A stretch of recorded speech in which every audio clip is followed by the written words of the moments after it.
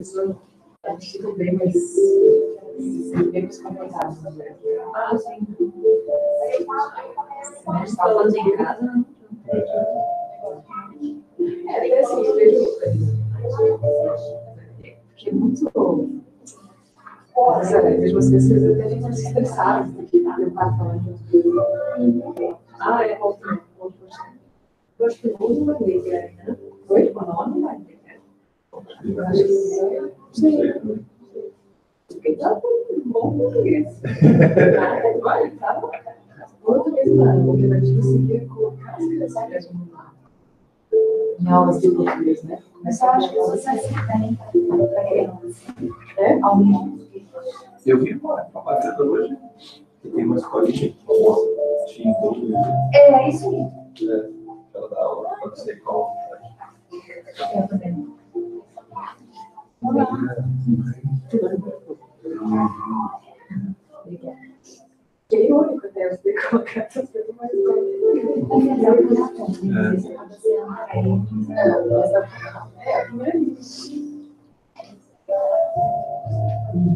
eu acho que a gente não se fala, mas entre eles, eles já falam muito.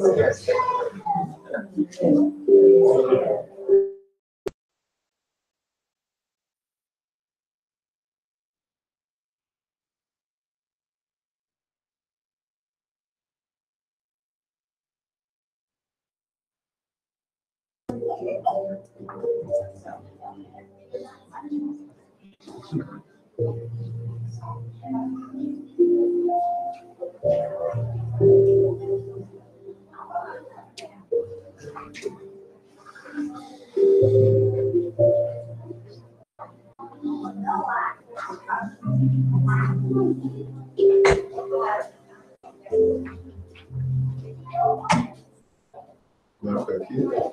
Muito bom.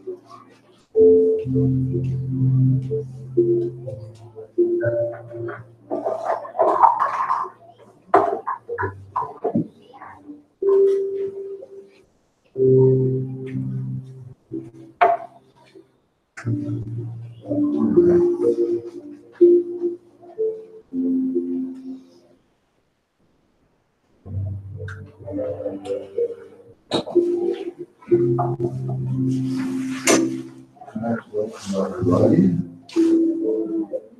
We'll get started here. So it's already 11 a.m. So I invite you to close your eyes. And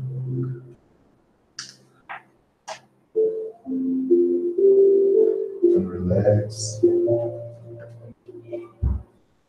Try your best to connect with this beautiful light that today we are invited to feel and live.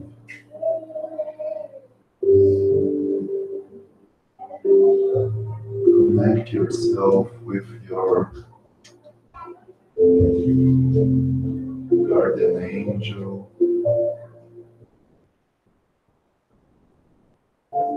and let's pray. Heavenly Father, today our humble hearts are here to develop our consciousness, to connect to you with your loving presence in our lives.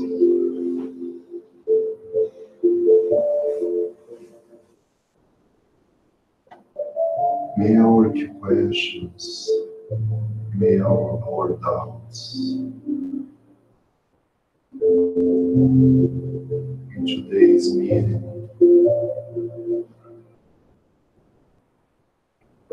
are starting to answer.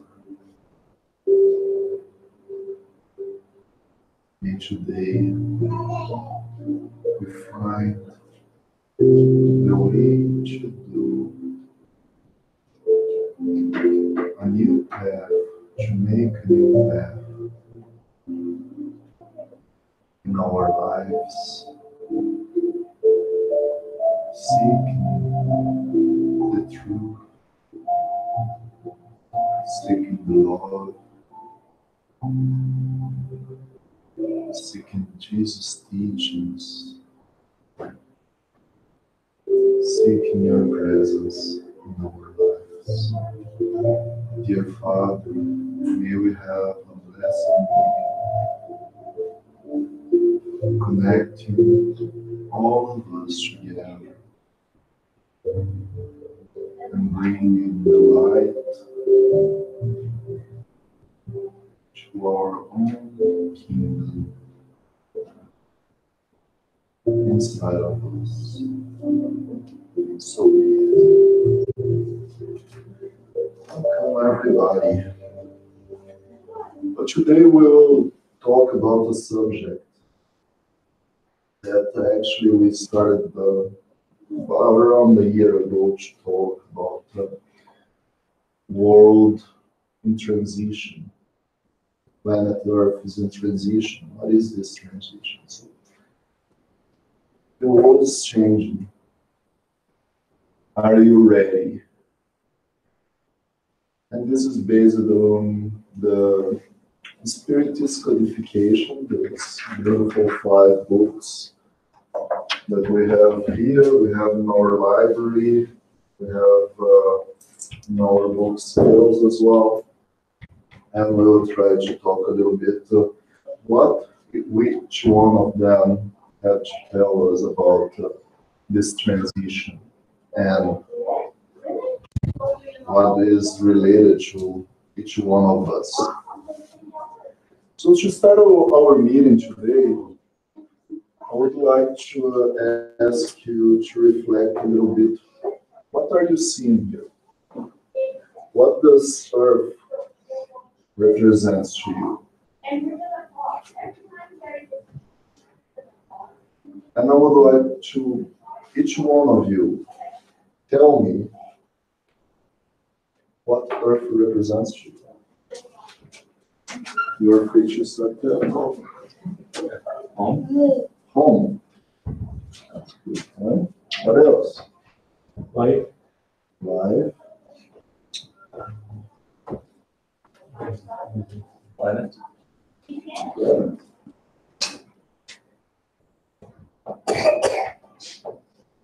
School. School.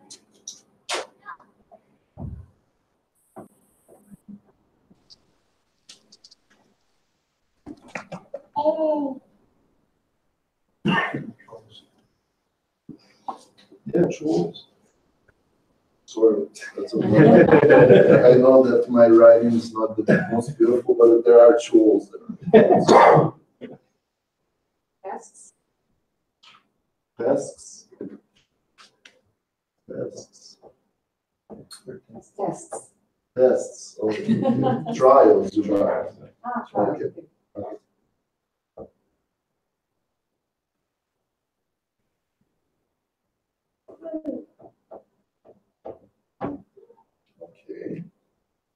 Right. So with trials, maybe we can put expiation as well. Yeah, that was my recommendation.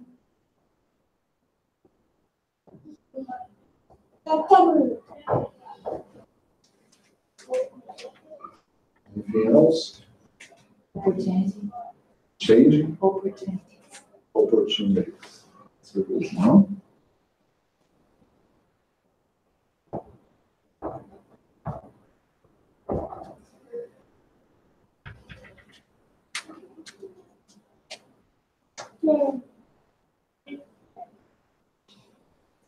This is good. The list is good. Home, life, planet, school, trials, expiation, and opportunities. Okay, let's keep our reflection. So our objective today is reflect about Earth's progression to a regenerative world and what is our duty with this change. For that, I would like to invite you to reflect about this question. But try to answer to yourself. You don't need to bring loud answers, because most of them will try to see how our feelings about these questions will be by the end of the meeting today. So do you understand the moment the Earth is passing?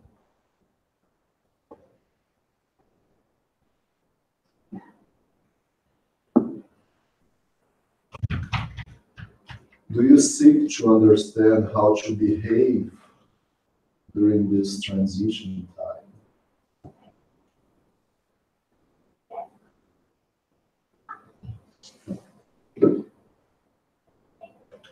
Do you feel any responsibility that the transition brings to you?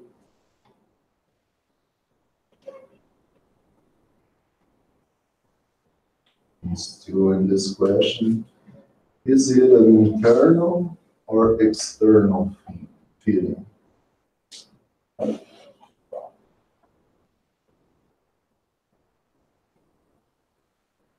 Is there any responsibility? If so, is it a own feeling or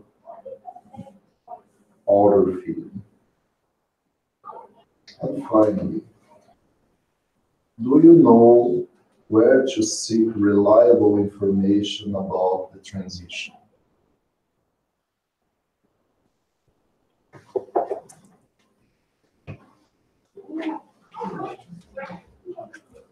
Okay, so we'll start answering the last question.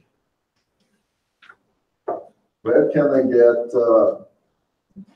reliable information about this? Anyone want to try? The gospel. Gospel. The gospel of Jesus, the gospel of Spiritism, or both, or none, or maybe another gospel that you're talking about. Both? Anyone else? Good morning. Welcome.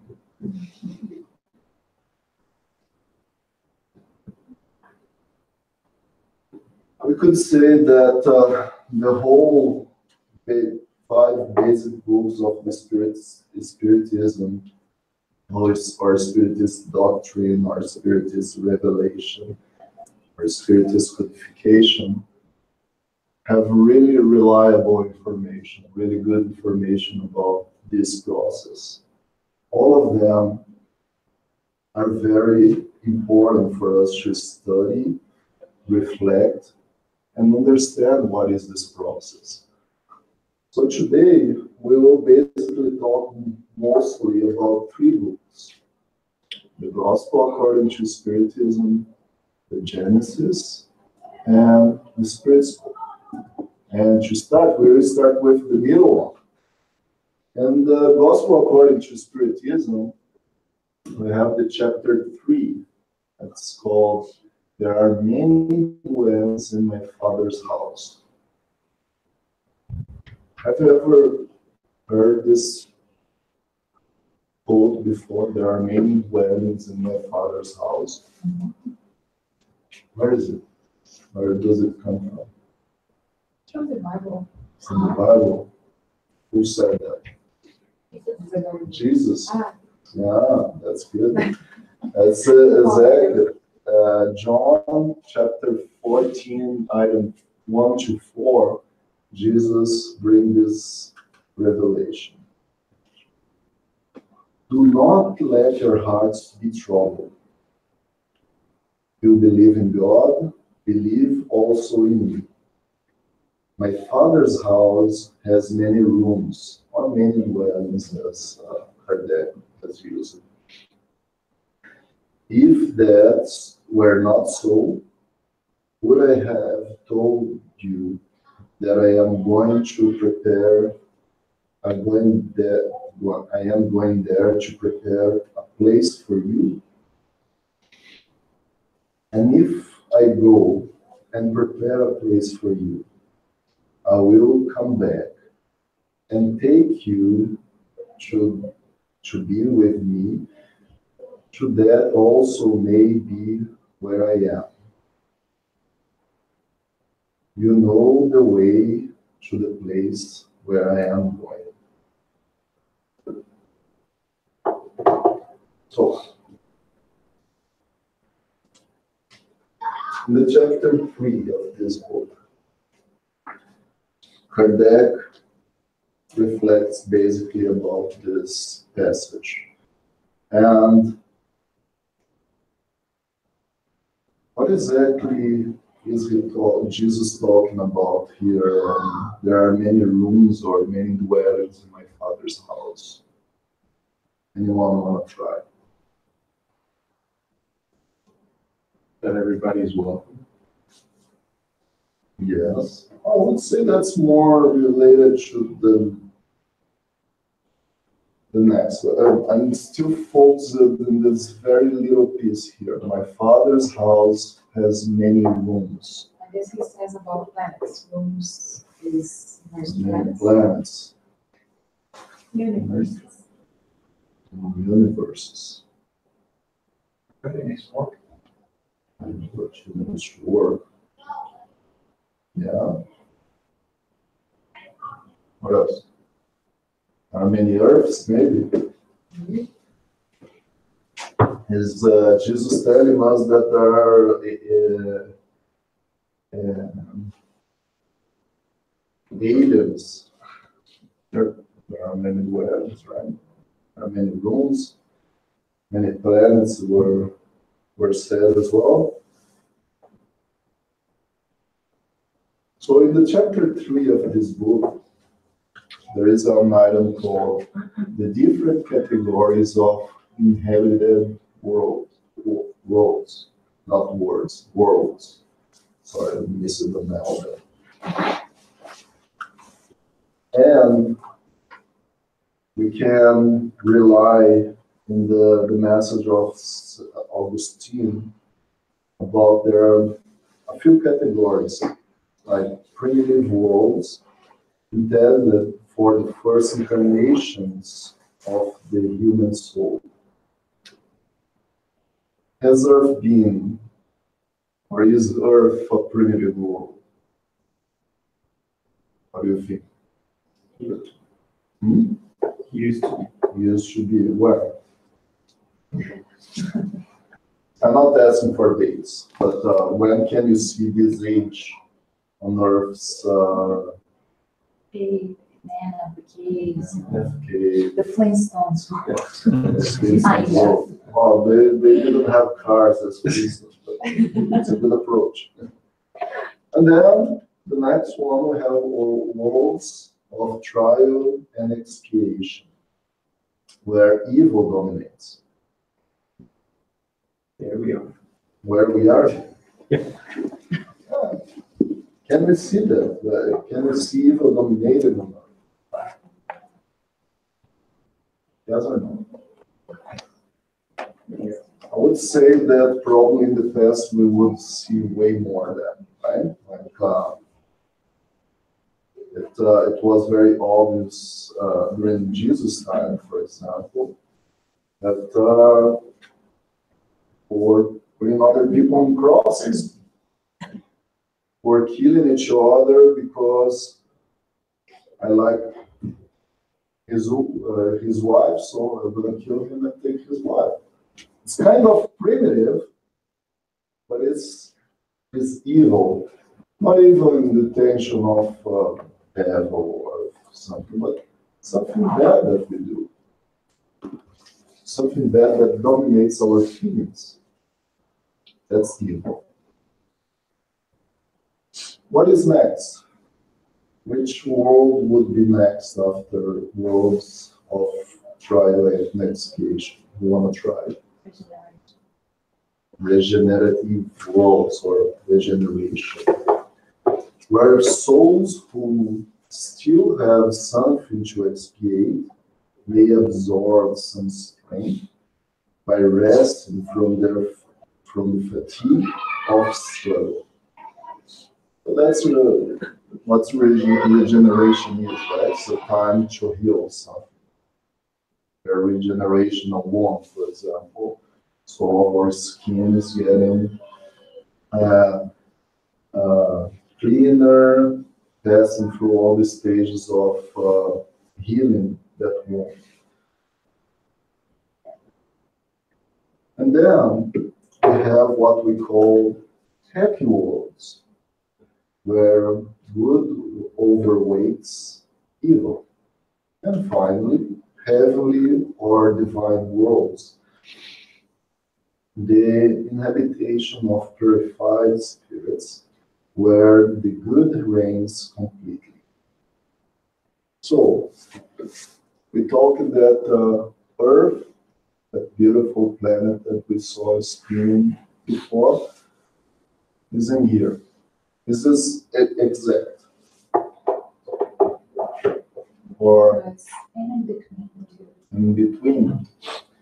That's right. Like this category is kind of a way to a didactic way or something that helps us to understand a little bit where we pass through. But in between those categories, for sure, there are many and many and many other ways to classify. But what needs to be clear is we still see a lot of evil on Earth. But we are starting to get some rest for our fatigue as well. Who can get the rest for the fatigue?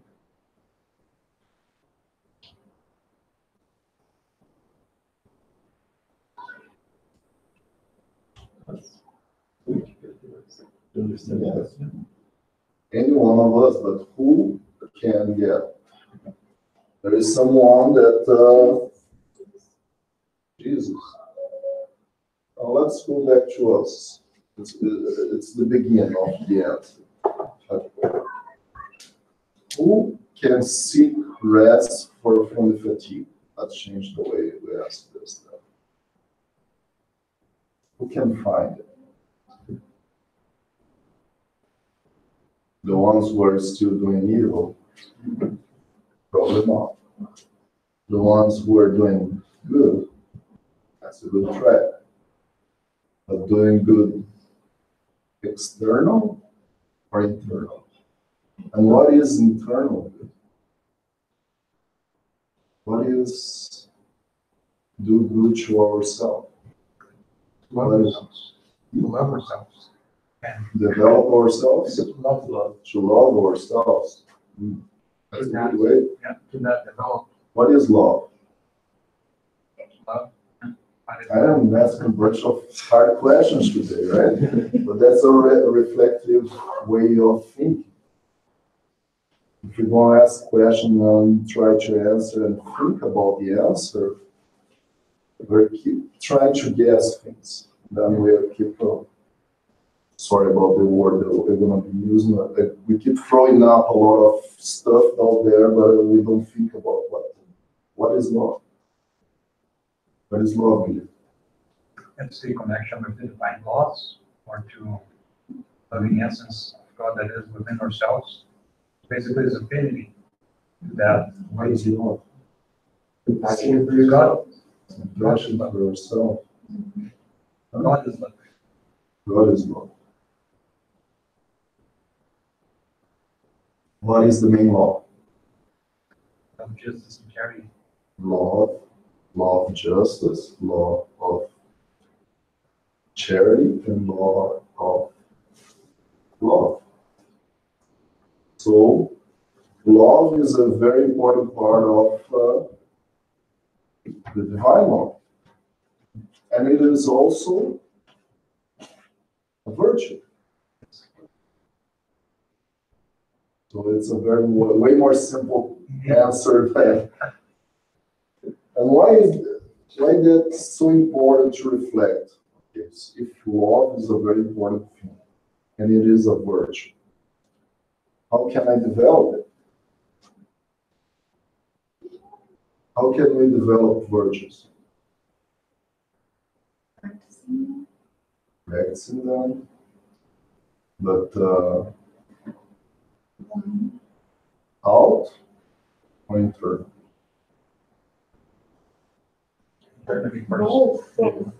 Both. And what do I do first? External or internal? Internal. Using again love. How can I develop this internal love? Acquiring knowledge or how? Acquiring knowledge is a very important way, for sure, because can I practice something that I don't understand or I don't know? Probably not. Right? So otherwise I will believe in mystical ways of things will happen. Oh, now I am a charitable person. By the divine grace and a charitable person. No. I have to understand what is charity. Going back to love, I have to understand love. And in my case, the one that I feel is what we call self-love. What is self-love?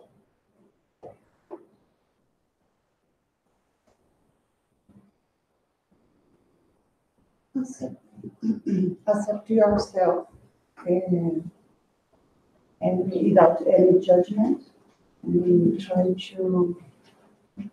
to be better every day. That's a great way. So I understand that I am not a perfect person.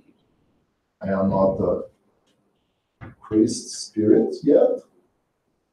And I start working with this acceptance to develop myself. I don't punish, I don't judge myself from the wrong things. I learn from them. And this is what we call apprentice feeling, which is another virtue.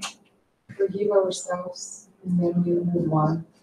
We learn from the mistakes and we try our best to not commit them again, but forgive ourselves first. It's a beautiful way that we start learning to love ourselves. Because if we don't love ourselves, we don't develop self-love, can I love the next? Can I love God? Because Jesus said, the first commandment, love God above everything. And the second, love your neighbor as yourself. Okay, so if I go to the end, love neighbor as myself. So I have to love myself. Then I can love the neighbor. And can I love God without loving myself or the neighbor? No, because because you must give what you don't have. Yes, and also thinking that I am a God's creation. My neighbor is a God's creation. If I don't love myself and I don't love my neighbor, I'm not loving God, because we are both creations of God. I hate something that God created. If I say I hate someone, am I loving God? And then I can use the mask saying, no, no, no, no, it's just that person. It's not God. God has nothing to do with it. Yes, he does. He has all to do with it because he created that person. The acts that that person is having against you is another thing. It might not be in the divine law. But we still have to practice forgiveness, even though someone does something wrong. So here we talked a little bit about, yeah, we have our deals, but we do have a way to rest. And the way to rest is not lying down in a bed and waiting, as we usually think that's rest. But the rest is exactly acting ourselves, finding the way to deal with the struggle that we have been living for so long as mortal spirits through many, many incarnations. So this is the time that we are passing through. So we can see people more and more happier, and we can see people still struggling hardly, painfully in this world, because exactly this transition time. And looking for reliable information, we go now to the Genesis, which is the last book of the Spirit Discodification. And 150 years ago, this book was released. So we are celebrating 150 years of Genesis this year. So I would like to also make some invitations of this. During our March meetings, we will talk a little more about this beautiful book because of this celebrating this 150 years. In the chapter 18 of this book, which is called "The Time Has Come," we have a beautiful message of an spirit, which tells us about this process of transition, how it happens, how hard it is. And what we need to understand is, what do you think about Spirit's revelation?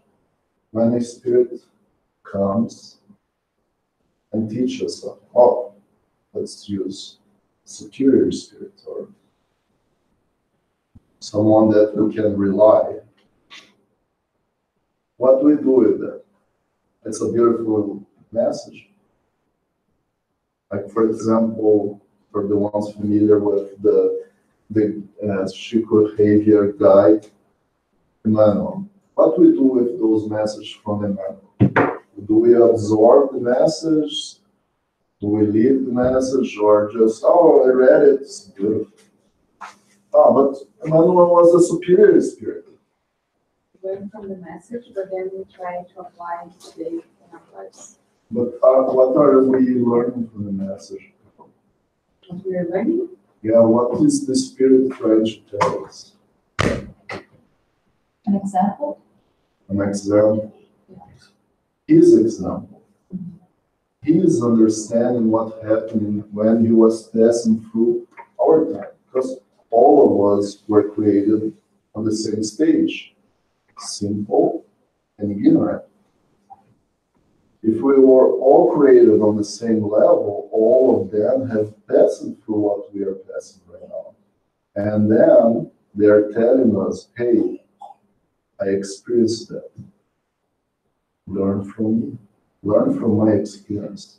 And then I take this experience and I think, oh, it's a beautiful message. I think, oh, it's in the book. Beautiful book, by the way. It's a nice cover. I like reading. And stay there in my bookshelf. Or I try to understand deeply the message. Or I try to investigate the message to understand what is this spirit trying to tell me. Well, that's what we are going to try to do right now. We'll take the message, and with your help, I would love to try to understand in deep what this spirit is trying to tell us about the time has come. So, would you like to help me reading so you don't sleep there, or I read for you? What's your call? Can help? No. Yes, indeed. Humankind is being transformed, just as it has been transformed in other levels. And each transformation is marked by a turning point, which for the human species is what the turning point is growth, is for the individual. This crisis, frequently painful and dolorous, carry generations and institutions along with them, but are always followed by a phase of material and moral progress. Oh, very cool. Thank you very much. So, humankind is being transformed. Can we see that? Can I use that audio now? I'm probably gonna laugh loud now, but go ahead. The world has changed. I feel it in the water. I feel it in the earth. I smell it in the air. Or the Lord of the Ring fans. It's telling something true. Can we feel on the earth change happening? Can we smell in the air that something is going on? Why all these people come these days with all these theories that the Inca theory that it will come an asteroid and blow everything, and then will be some purified spirits after that, or keep trying to find the Nostradamus predictions of how everything will change, or there is a massive war that will the ones who survive are going to be elected or whatever. There is something going on, and we feel it. We understand it. Because basically we are immortal spirits, and we understand that something is going on. It's in our feelings that change is coming. When change comes, what does it bring with it? What do we need to do with our comfortable zone? Yeah. And is it comfortable? And this is exactly what he says. This crisis, frequently painful and dolorous, it is not easy. For example, if I work with someone who has been doing that thing for 50 years, or let's say 30 years, right? Because otherwise he will be retired. 30 years doing the same thing, the same exact thing, the same way. Then you come and say, no, this machine does everything that you do, you don't need to do it anymore, don't bother. What's going to be the first reaction of the person? Skepticism. Yeah. Can't be. It's really hard to do for a machine if a machine doesn't think. So we'll start putting all the things against it. And it's painful for the person to think of something that I have been doing for 30 years, I can't be replaced by a machine. Now imagine all of this related to moral things. That I am in my comfortable zone that I am like a prince. I have a nice car. I have a nice life. I have nice things. My family is prosperous. I have a great name. My last name is top 10 of Calgary, or Portugal, or Brazil, or Germany, or Colombia. I have a multiculturality here. Very nice. And suddenly I figured out that nothing of this mattered. Really, because I won't take all my properties with me.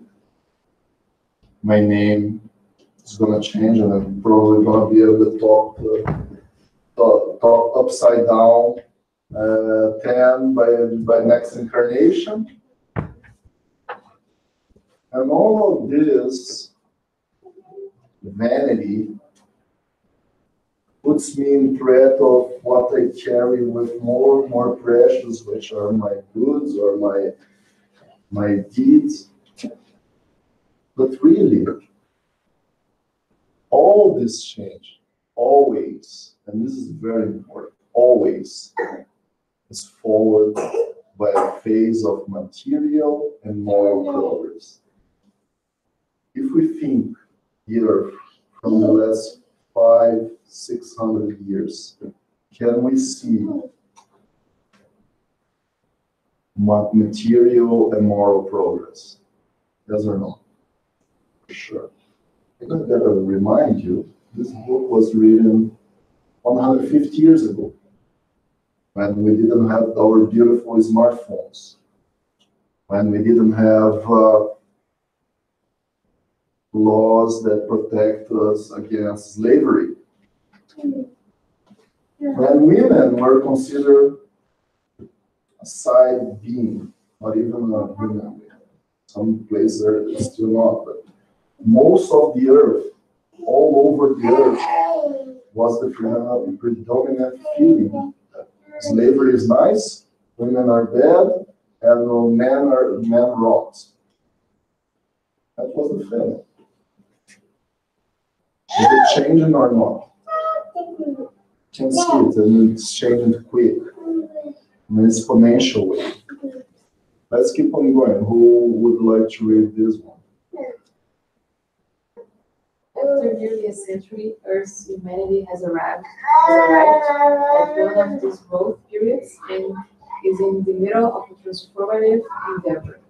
That is why humankind is being shaken on all sides, caught up in a kind of fever as if driven by an invisible power until it is settled on new foundations. Whoever sees it afterward will find many changes in its costumes, its character, its laws, and its beliefs. In other words, in its entire social aspect. Beautiful. Until it is settled in new foundations. That's why we keep seeing more and more societies that have settled foundations don't change anymore. If, for example, a thought of a leader change all the way the country is being ruled. But the ones who are not in solid foundation yet, we are still seeing a lot of change.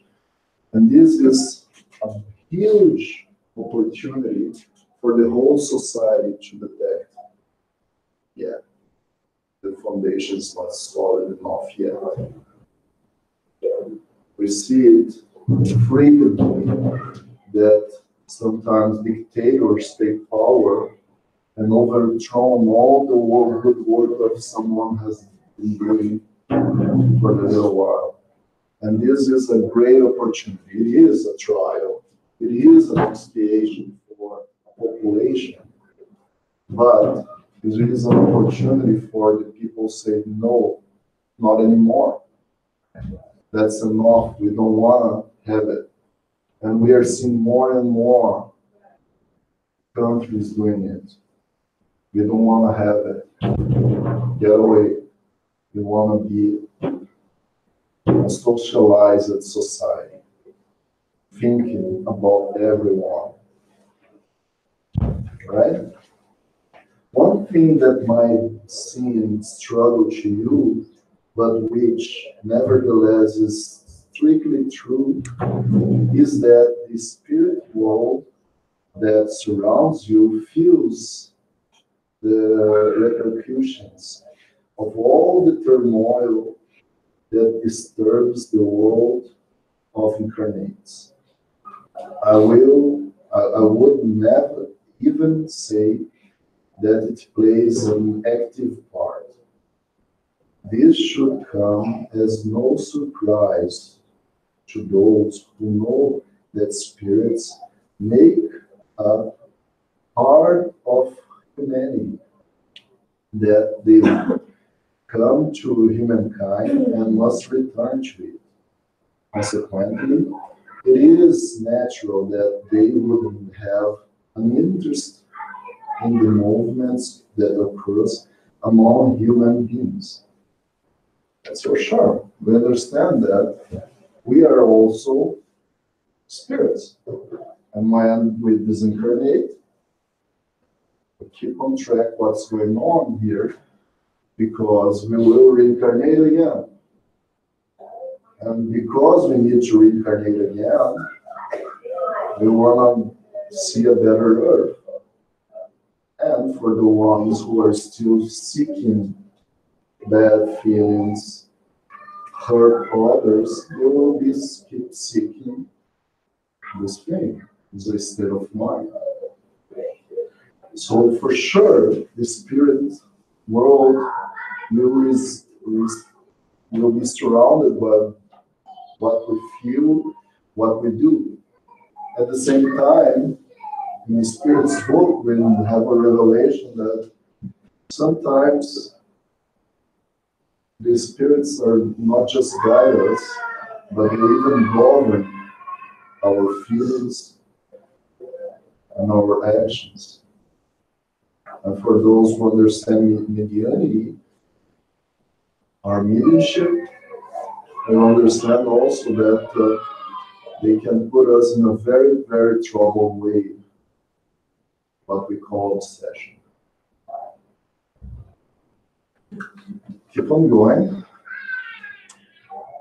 Number what you read. And be sure, therefore, that when a social revolution occurs on earth, it also impacts the invisible world. All the good and evil passions become overexcited. There is just as they do amongst you.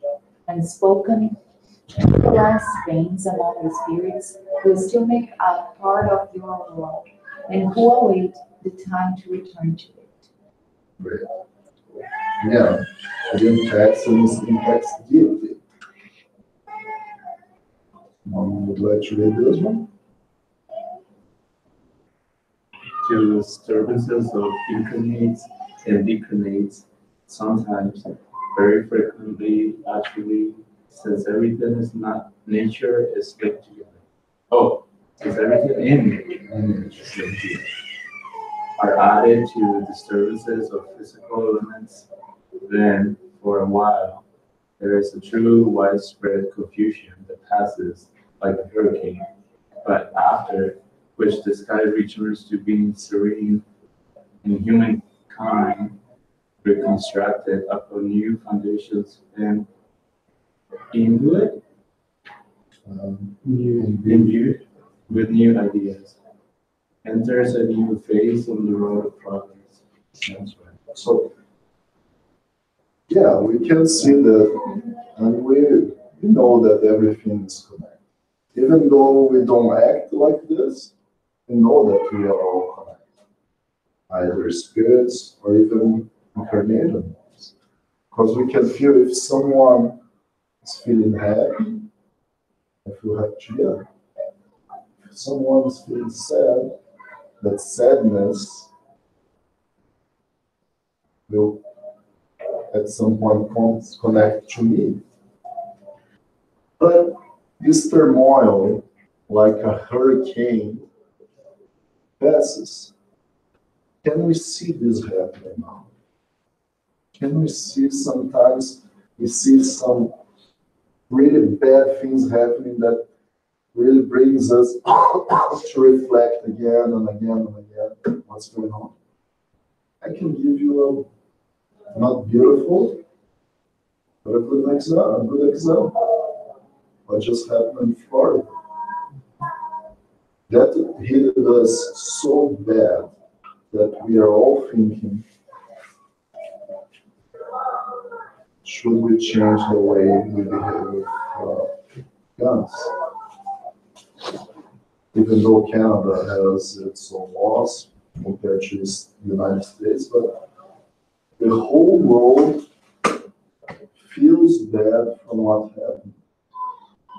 And at the same time, a lot of people are feeling really happy that the kids are rising up and saying enough.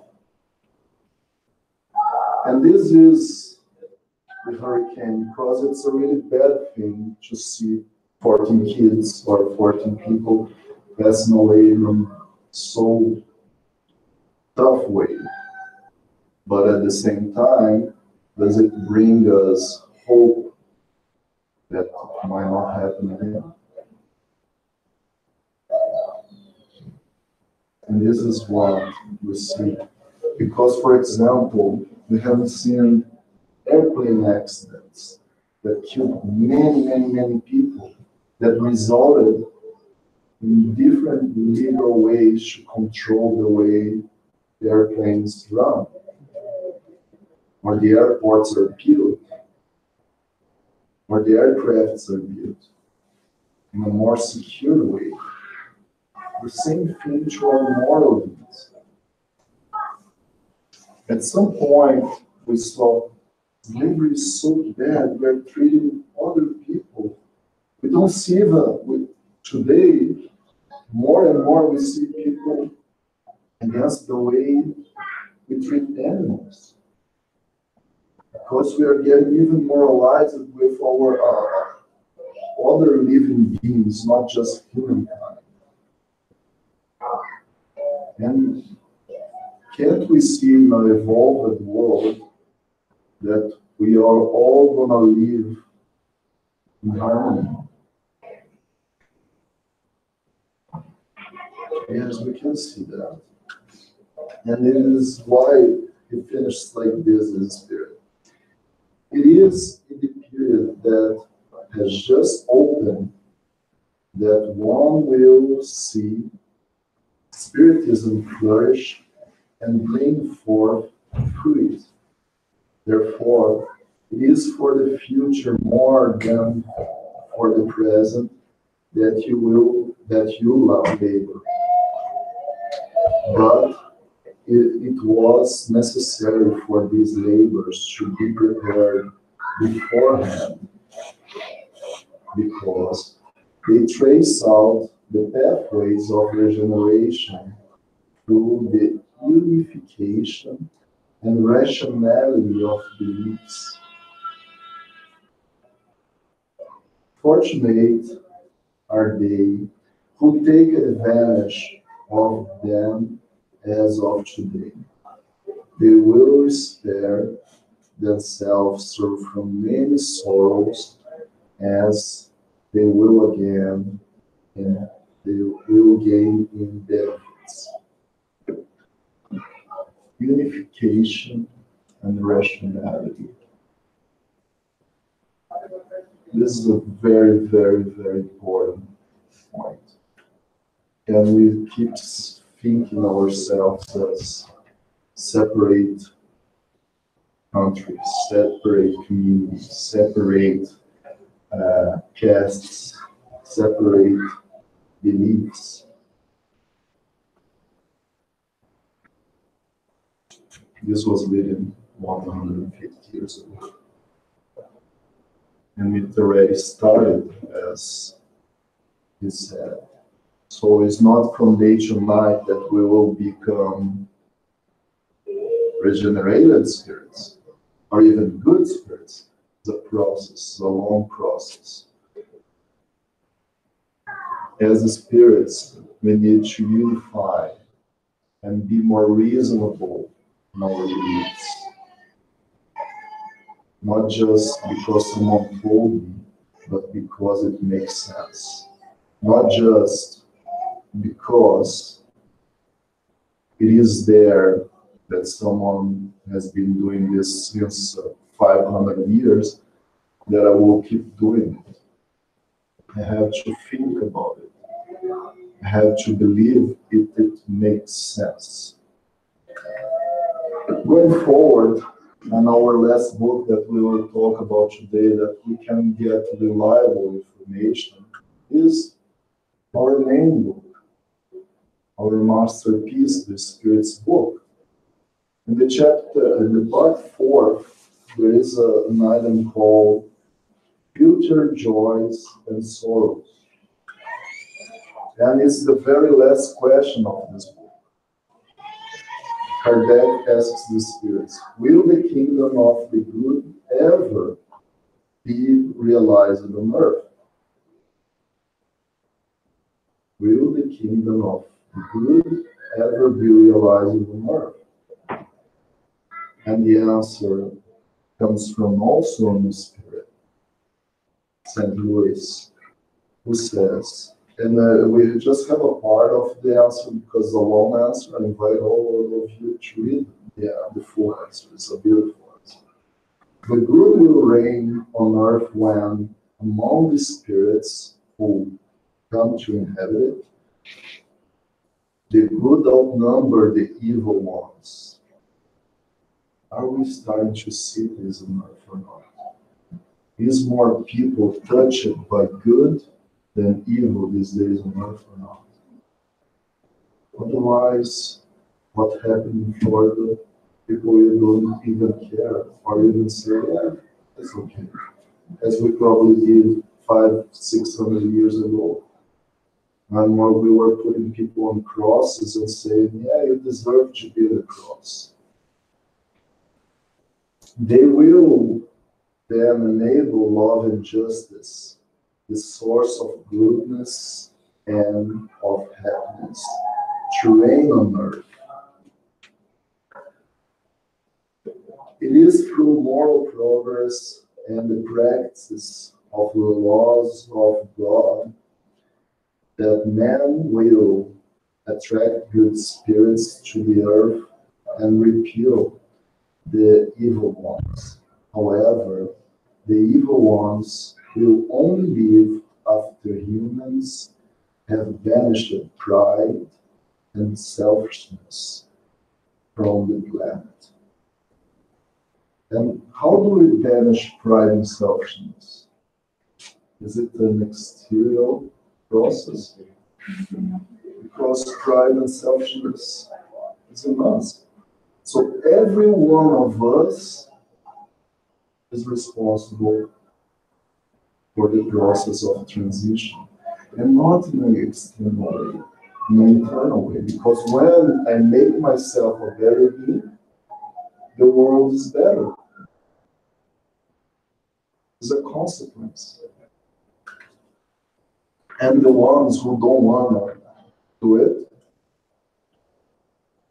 they will go to planets that they will be on the same level.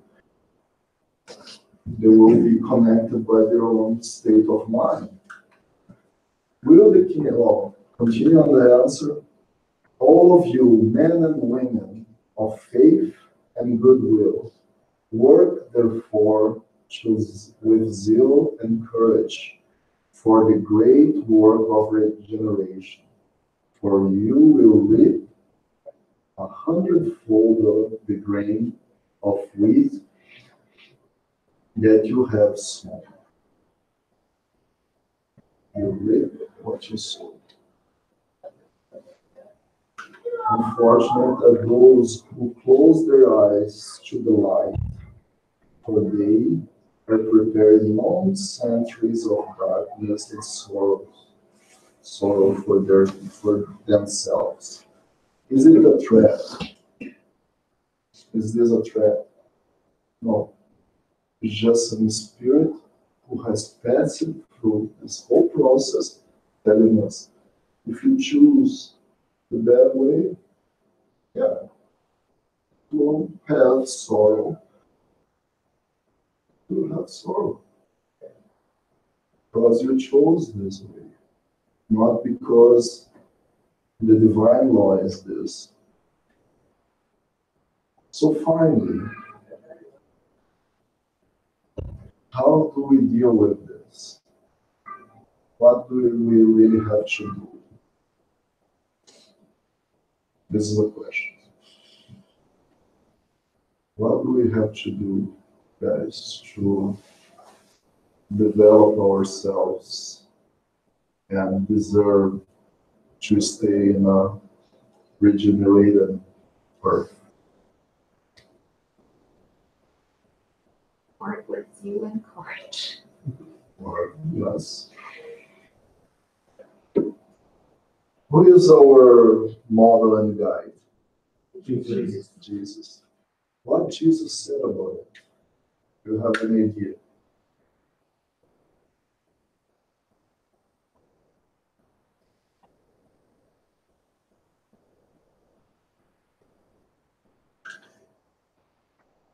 In the chapter called Beatitudes, Matthew chapter 5, item 5, Jesus said, "Blessed are the meek, for they shall inherit the earth." What is meekness? What is to be meek?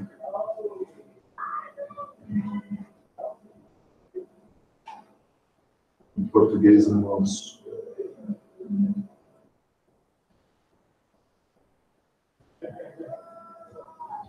Legal. Accept. And I accept it in a passive way? For sure not. What was the question here?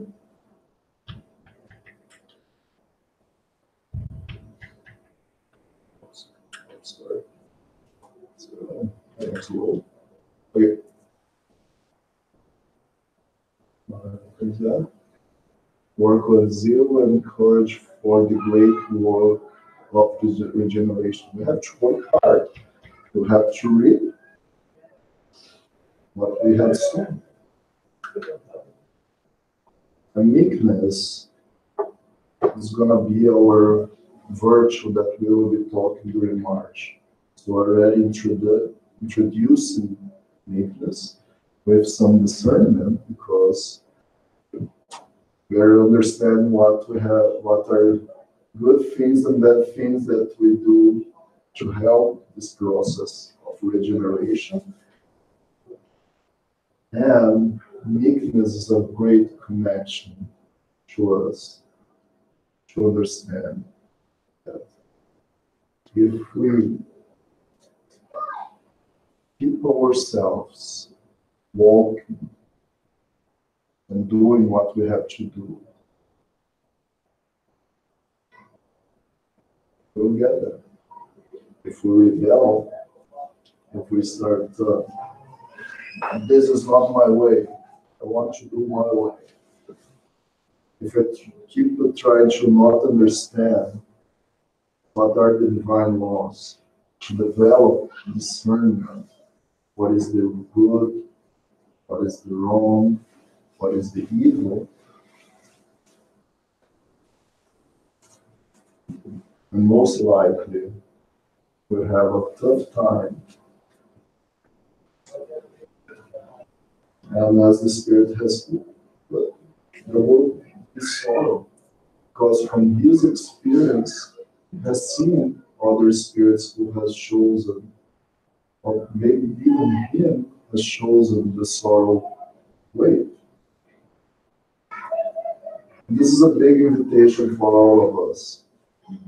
First, we brought 3 beautiful books to understand better the transition. Because these days that we live, there are so many spirits that we call with pseudo knowledge or fake knowledge, writing about this subject, and we accept everything. Oh, this is spirit. We are all more than welcome to understand and read, but read with rationality, critical thinking, and think if it matches with what we just read here earlier. With reading these books, which I invite you all to take Spirit's book, Understanding Deeper. Take the question 1019, read it fully. Take that message from the Genesis, read a little more, try to bring the more reflection about it, because in a few minutes here we don't have enough time to do it.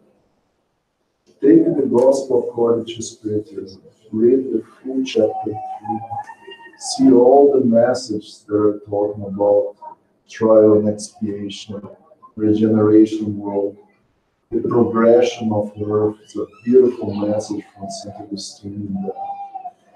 And try to understand a little more the process and what is our duty with this process.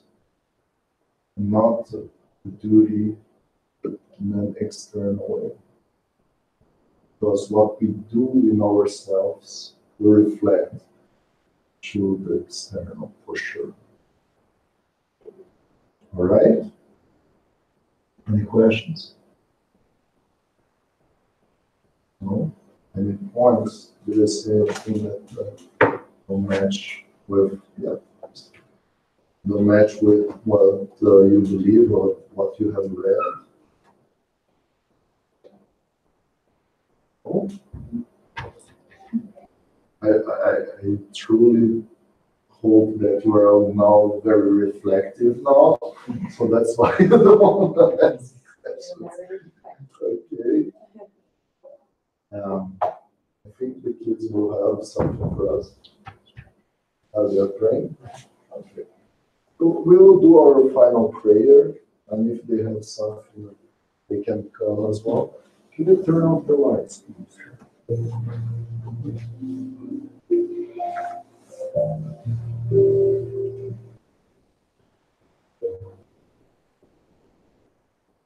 Dear Lord, our Father, thanks for this beautiful opportunity of being together today, understand, feeling a little more the Spiritist purification, understanding the revelation that those spirits have been negated and the good brought to us to help us understand ourselves, understand the environment that we live. Lord, may we have strength to keep seeking the truth, knowing the truth, and then feel that in our actions, in our words, so then we start being a light that Jesus invites us all the time to be in your creation. So then we understand our duty, not just with ourselves, but with our brothers and sisters and the whole creation. Let us shine our lights as Jesus invited us. Let us be better than yesterday. Let us help the best, helping ourselves first.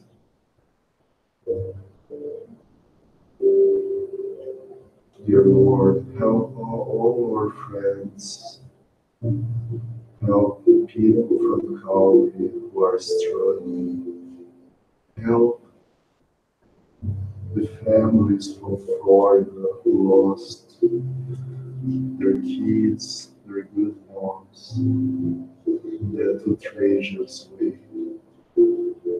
Help, dear Lord, all the countries who are in war, so those people can find peacefulness and love in their own hearts. And we can have a better world and feel ready for the change. So, thank you very much, everybody. Can you check if they have some? No? Okay. We'll go to the classes. So,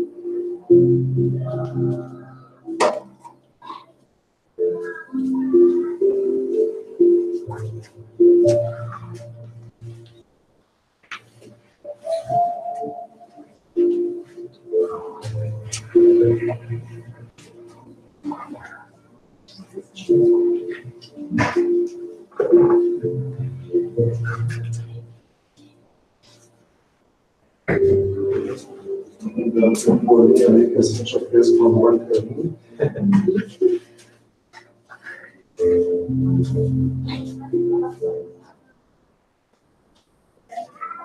Parou a transmissão,